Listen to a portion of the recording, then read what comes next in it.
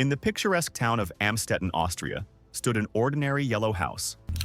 Neighbors described it as calm, respectable, home to a quiet engineer, his wife, and their many children. But beneath that house, behind a heavy steel door hidden behind shelves and corridors, lay a secret so monstrous it defied imagination. For 24 long years, a daughter lived trapped in darkness, imprisoned by the very man who was supposed to protect her.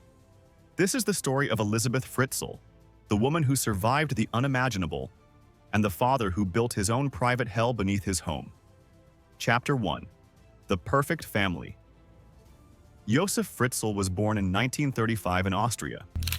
Outwardly, he was the picture of respectability, an electrical engineer, husband, father of 7, and homeowner. Those who met him described a man of discipline, strict, even intimidating, but intelligent. He married Rosemarie in 1956, and together they raised their children in what appeared to be an ordinary suburban life. But inside Josef's mind, something far more sinister was at play.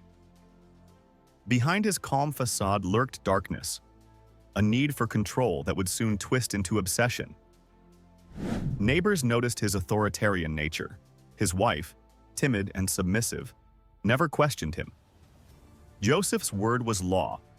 Among his children, his eldest daughter Elisabeth seemed to draw his attention early. She was quiet, kind, and obedient. But as she entered her teenage years, Joseph's twisted fascination began to grow. Chapter 2. The Disappearance. Elisabeth had always dreamed of escaping her father's suffocating rule. At just 18, she briefly ran away with a friend, seeking freedom, but she was found and brought back home. Joseph scolded her harshly, warning her that no one could defy him. By 1984, Elisabeth was 18 and ready to begin her adult life. She started training as a waitress, but Joseph had other plans.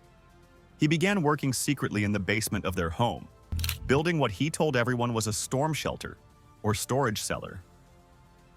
He spent years fortifying it: soundproof walls, reinforced concrete, hidden doors, and a complex locking system only he could operate. On August 28, 1984, Elisabeth was helping her father install the final door in that basement. She held it in place as he secured it. When it was done, Joseph tricked her, luring her deeper inside. And then, without warning, he slammed the door shut. That door would remain closed for nearly a quarter of a century. Chapter 3. The Prison Below. The cellar was cold, windowless, and soundproof, a labyrinth of narrow passages leading to a tiny living space Joseph had built. Inside, there was a single bed, a hot plate, a small bathroom, and a freezer. There was no sunlight, no fresh air. Only Joseph's footsteps above. For the first days, Elisabeth screamed, begged, and cried, but no one heard her. Joseph told the family and police that Elisabeth had run away again.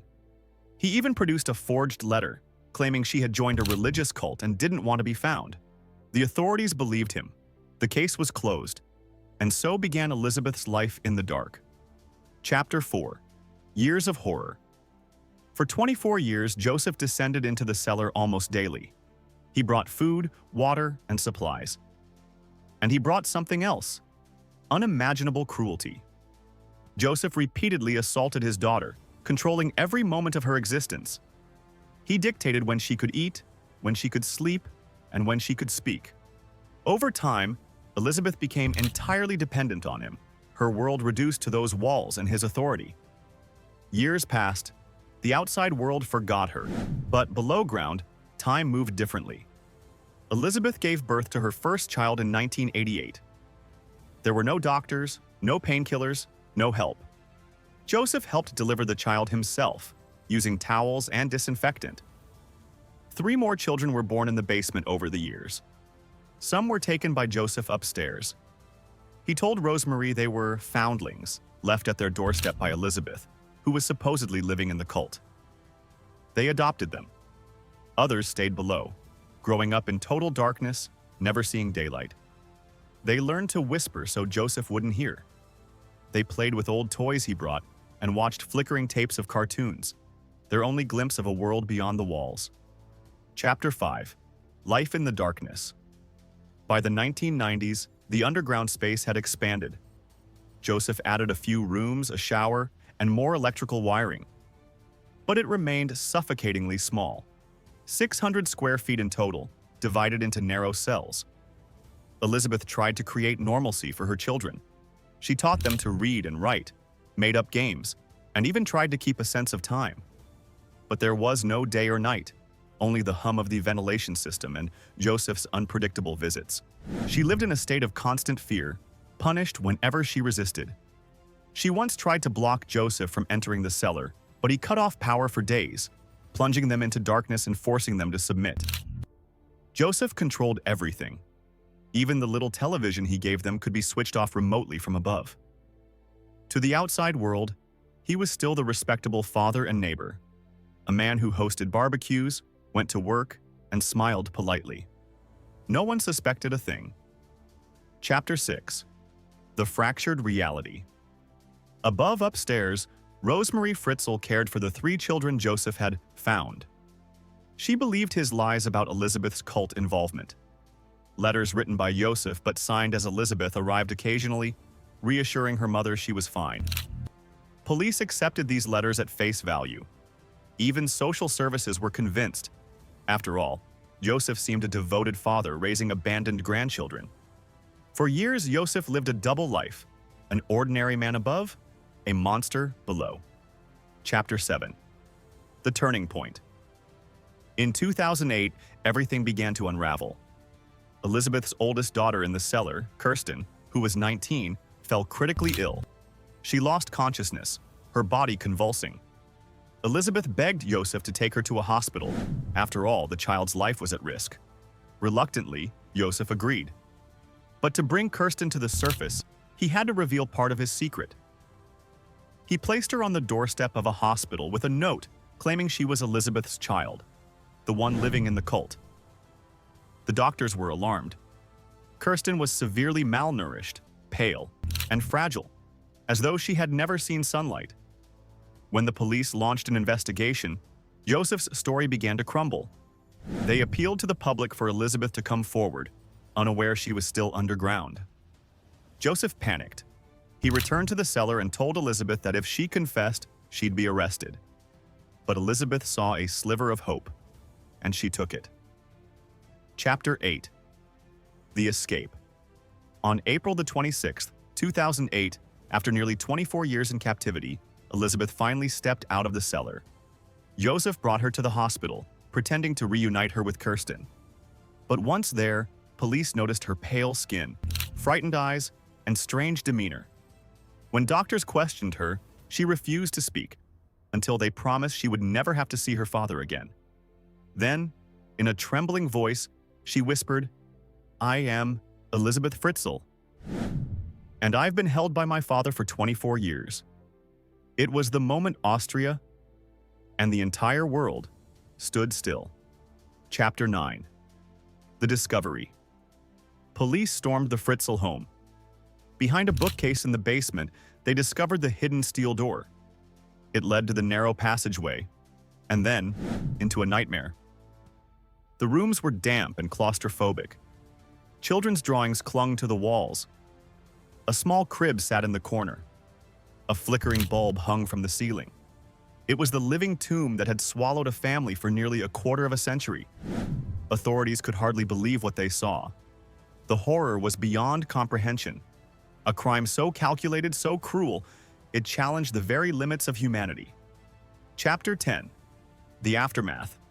Joseph Fritzl was arrested immediately. During interrogation, he remained cold, unrepentant, calling himself a good father. He claimed he built the cellar to protect Elisabeth from the outside world.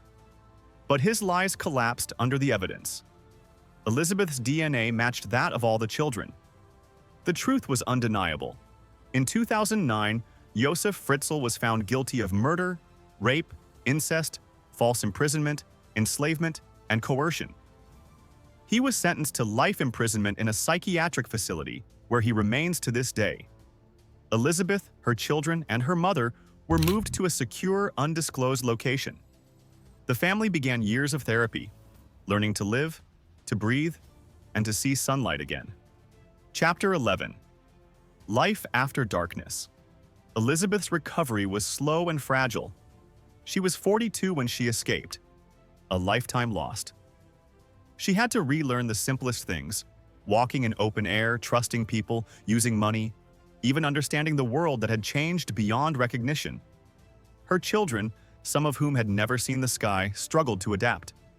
One of them reportedly screamed in terror the first time he saw sunlight, believing it was burning his skin. Therapists worked tirelessly to help them build new lives. The government offered protection and new identities. Elisabeth began forming a bond with her mother again, though the years apart could never be reclaimed. Despite the trauma, Elisabeth displayed remarkable strength.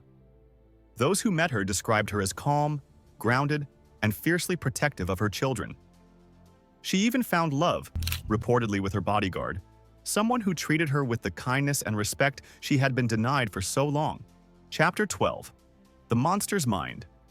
Psychologists who studied Elisabeth Fritzl called him a narcissistic sociopath. He exhibited traits of grandiosity, control, and complete lack of empathy. To him, the cellar was not a prison. It was his kingdom. He justified his actions by claiming he gave Elisabeth a good life, underground, food, shelter, and even entertainment. But beneath those delusions lay the truth.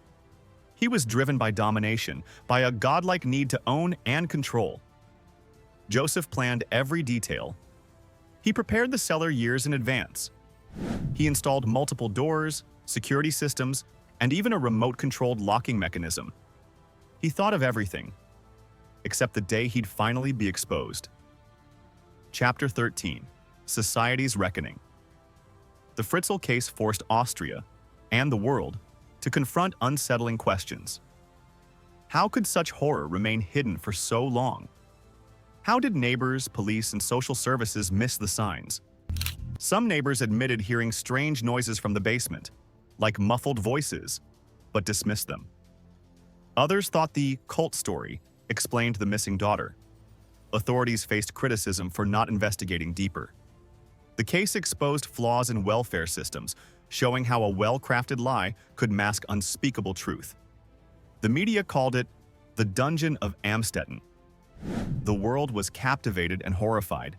Yet behind the sensational headlines was a woman reclaiming her humanity, piece by piece. Chapter 14. Symbol of Survival. Over time, Elisabeth became more than a victim. She became a symbol of survival. She refused interviews, refused to be turned into a spectacle. Instead, she focused on her children, on healing, and on building a future. Psychologists have described her resilience as extraordinary. Despite decades of control, she managed to retain her sense of self, protecting her children, nurturing their minds, and never losing hope that one day the door would open. She is said to live under a new identity, surrounded by nature and guarded privacy. Those who know her say she smiles more now, though her eyes still carry the weight of the past. Chapter 15. Lessons from the Dark. The Fritzl case is more than a story of horror. It's a story of how darkness can exist beside ordinary life. A reminder that evil often hides behind familiarity, behind the walls of normal homes and quiet faces. It also reminds us of the indomitable strength of the human spirit. Elisabeth's endurance, her will to survive, to protect her children, to hold on to hope, shows that even in the deepest darkness, a faint light can remain. The door that closed forever. The cellar under Elisabeth Fritzl's house has since been filled with concrete, sealed forever. No one will ever enter that space again. But its memory endures, a chilling monument to both human cruelty and resilience. In the end, Joseph built a prison. But Elisabeth built something far greater: survival. She emerged from the dark, not as a victim, but as a survivor.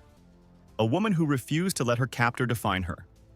And so, beneath the quiet streets of Austria, where the air once carried the silence of unimaginable suffering, the story of Elisabeth Fritzl whispers one final truth. Sometimes even the darkest hell cannot extinguish the light of survival,